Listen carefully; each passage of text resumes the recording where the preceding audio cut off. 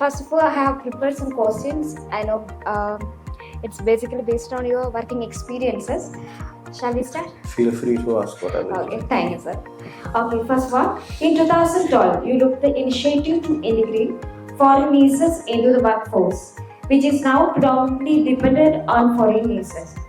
How do you evaluate the success of this decision, and what challenges have you faced along this way? To answer this question, we have to go back a little bit in the past. That is, the first time we did sort of interviews for people coming actually from India. In the beginning, and being a nurse myself, I can understand that because of the cultural difference, and despite nursing is a common language, yet there are cultural differences, one might not always be aligned in the same direction. However, and as we've seen, the objectives and the way we foresee what we're going to do vis-a-vis the patient, the client, or the older adults, is in one direction. So that led us to start, let's say, a journey, an experience, and that ultimately is flourishing. And today is the result of that flourish, which is effectively a very positive outcome. So whilst one can see how we can improve, one can see how we can do things better, for sure, how we can understand each other better from a nursing perspective, from a workforce perspective.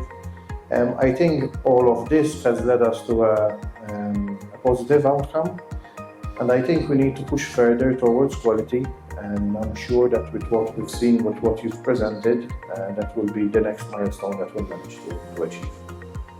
Is it there is any improving areas as we need to improve as a foreign nurses when coming to Malta? I don't think it's about Malta. I think it's about the individuals and making themselves better. So whether it's Malta, whether it's another country, I have seen a lot of potential.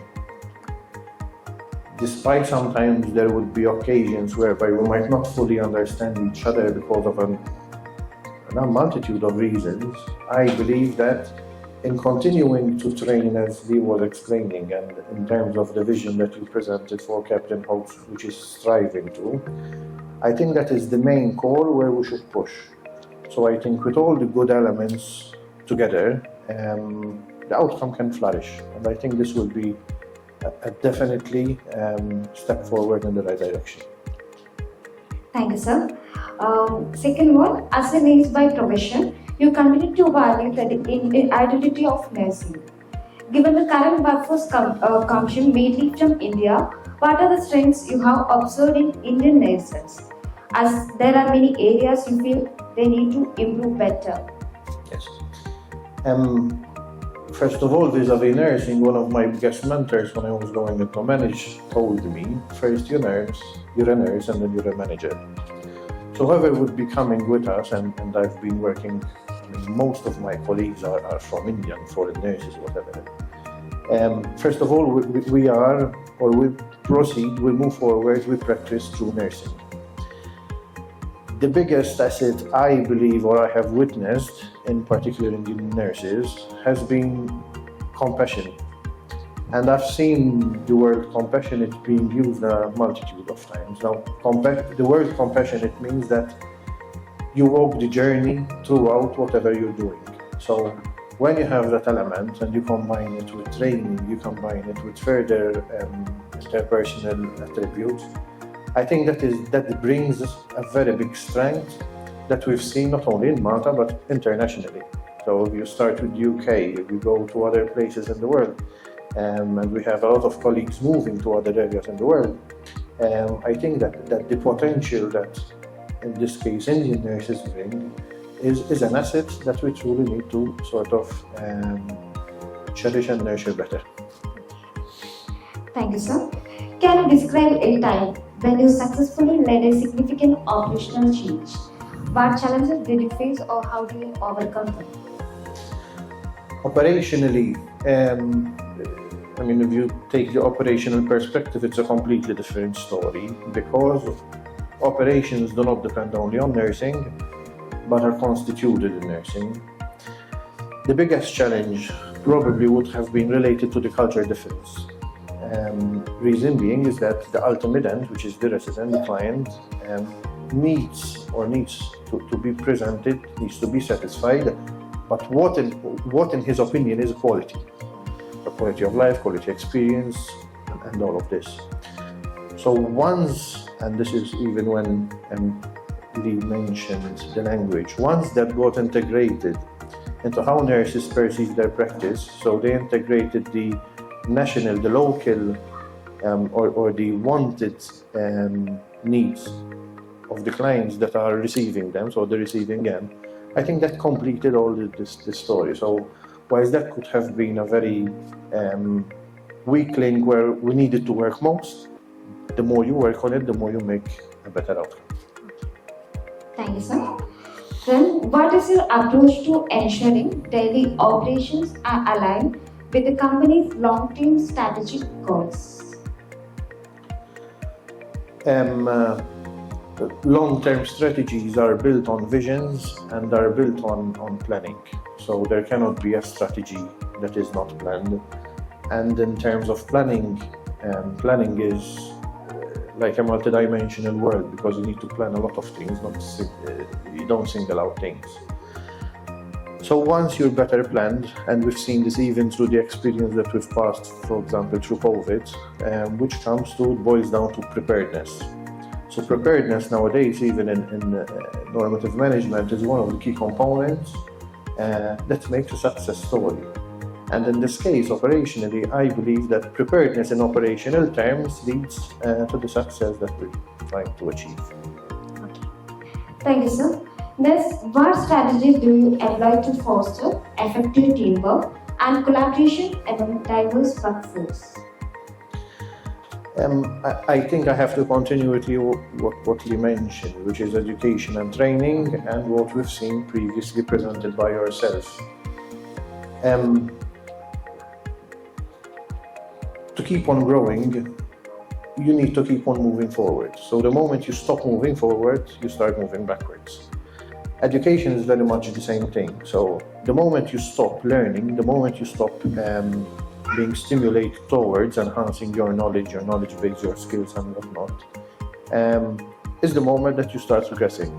So definitely I think that even from an operational point of view, the way forward would be investing more into training, and the more you invest in training, the more you achieve harmonization and standardization, which basically leads to what is known as universality, which is the common grounds of achieving a common good. I already presented one presentation based on our training center. Do you think anything I already taken or filled out? Repeat the question. Okay, I already presented one PPT based on our new training center. Mm-hmm. Do you think is it need some way of improvement or anything? Did I miss anything? I think in general there's always room for improvement for anything. But the fact that you know you want to improve is already the first step forward. But one needs to remember as well from where did he start. So I remember the first time I came to the office of Captain House, which was a completely different dynamics. But I believe that nowadays, even through this presentation and through what you presented, it takes it to another level. I believe people should always take stock of where they are and should always seek to be a better person, better man, to provide a better service. Thank you, sir. With the increasing reliance on foreign employees, what is your vision for creating a sustainable and balanced workforce in the coming years? Sustainability is a very challenging word as we speak, but I think it's one of the most crucial, even at European level.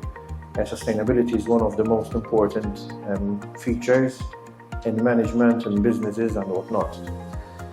In healthcare, definitely it is even more crucial, because the funding and the finances allocated to healthcare is completely outstanding.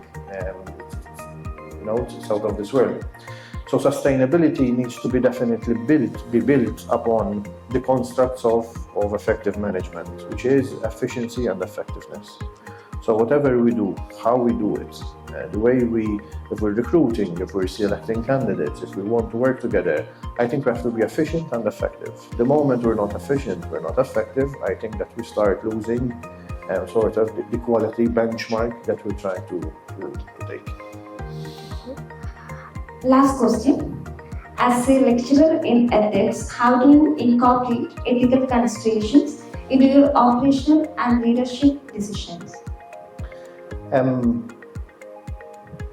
First of all, the word ethics, because sometimes it's used as a buzzword, ethics is basically dependent upon decisions related with what's right and what's wrong. So I think everyone in this room, whether we like it or not, when we try and make a step forward, when we try to do something, we try to do it in the right way. We try to do it in the positive way and in the good way. So for me and most of my colleagues, it becomes very natural, because whatever we try to do it in a positive way and we try to do it in a good way. And the moment you keep that at the forefront of what you do, I believe that you would be performing or taking account an ethical perspective in whatever you do. Thank you so much for being with us. Thank you. It was nice speaking with you, because normally we speak on email, so thank you very much. That was meeting in person.